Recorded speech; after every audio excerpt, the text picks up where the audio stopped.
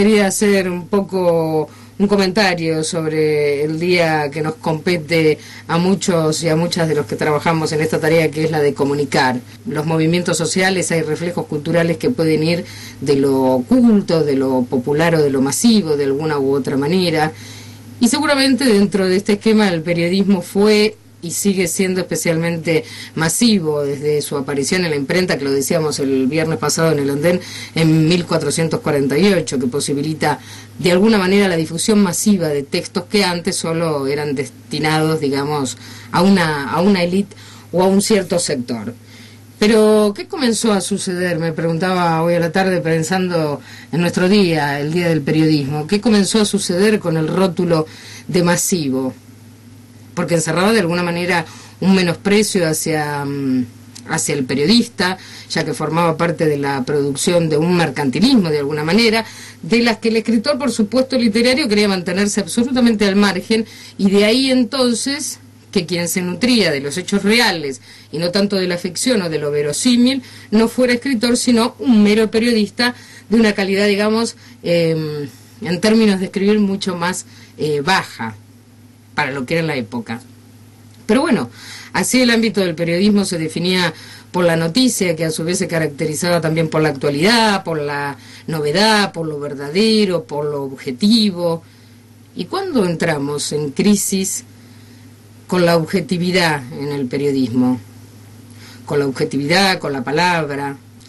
Empieza a aparecer, por supuesto, un periodismo que es más interpretativo, que es aquel donde se centra la honestidad a partir del compromiso político y social, donde un periodista o una periodista puede encontrar una oposición en la búsqueda de sus investigaciones, pero las personas investigadas son siempre las que intentan esconder a lo público datos que implican las actividades irregulares.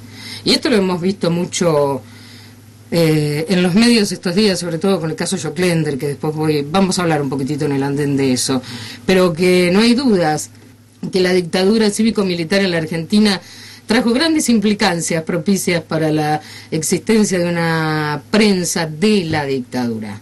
Una prensa que apoyó el régimen y otra que desde sus páginas, que no siempre fueron publicadas, por supuesto, la cuestionaron y enfrentaron. Pero ¿a qué viene esto que yo quería expresar hoy en conmemoración del Día del Periodista y de la Periodista?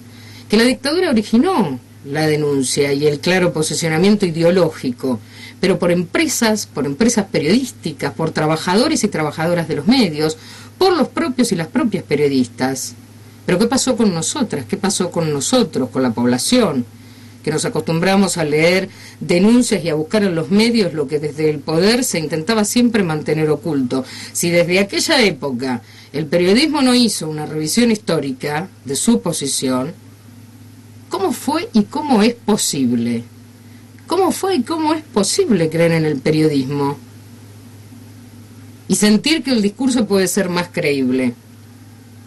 Yo apelo a que con las generaciones futuras tengamos un periodismo de investigación, que mucha falta hace, pero un periodismo de investigación de verdad, que ese periodismo de investigación puede entenderse como un intento de recuperar discursos más completos, de los metarrelatos que recibimos permanentemente.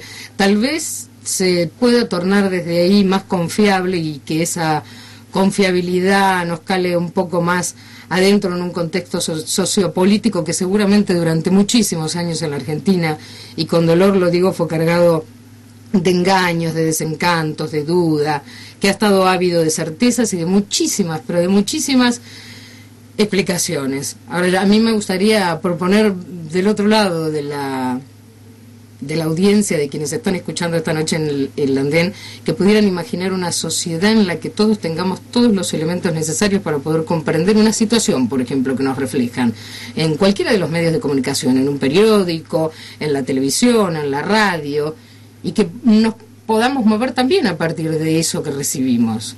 Imaginar un periodismo más sincero, que dice lo que quiere decir, que muestra lo que ocurre y no lo que le gustaría que ocurriera o lo que le conviene que ocurriera. ¿Cuál es entonces el papel del periodismo, muchas veces lejos de cumplir el ideal de un servicio público? Porque eso es el periodismo, un servicio público de comunicación social. Porque si toda noticia es información, pero no toda información es noticia, ¿Por qué actualmente, me pregunto muchas veces, se rompe con esta regla que define al periodismo? La de transmitir, la de informar. A veces una ve muchos casos que no transmiten noticias. ¿Y qué transmiten? Se estarán preguntando del otro lado si no son noticias. Publicidades encubiertas, notas de cortesía, por no decir de alguna manera espacios para quedar bien con tal o cual empresario, político o dirigente, o simples transmitidores de datos sin un mínimo discernimiento previo por parte del análisis periodístico. Concretamente, con lo de Joclender fue bien claro en el transcurso de estos días. Porque, a ver, empecemos por el principio. Hablamos de Joclender como malversación de fondos, que fue una de las denuncias que tuvo allá atrás, hace 1 año y medio atrás. Eso no quita que no sea real, ni que sea real. Lo determinará justicia. Me pregunto por qué sale en un año electoral esto a la luz tan contundentemente desde todos los medios de comunicación. Y si es Joclender, habrá que ver qué es lo que sucede con Joclender y qué es lo que determina la justicia para después poder integrar a ese análisis desde la justicia qué implicancia o no tienen las madres de Plaza de Mayo, cosa que yo creo que ninguna. Pero bueno. ¿Y cuál sería el propósito entonces del periodismo que deseamos en realidad? El de proporcionar información pública sobre los hechos que nos conciernen a todos y a todas, información que nos debe convocar a participar en las tareas de un bien común, que previene justamente sobre las amenazas o los peligros para ese bien común nuestro, de todas y de todos. Pone en común los problemas y proyectos también de la comunidad y hace conocer las realizaciones también de la comunidad. Ese es el periodismo que a mí me gustaría tener más consolidado en la Argentina, que da un conocimiento de la realidad, porque es así, da un conocimiento de la realidad suficiente para que cada una y que cada uno puedan decidir absolutamente en libertad y en muchas cosas nos dejen de engañar. Hay un coso que nunca da la cara, Dios berreta que está en ninguna parte, comodín que inventas para quejarte cada vez que te venden un buzón. Andá, contás en la magolla la de convoy que nadie te creyó.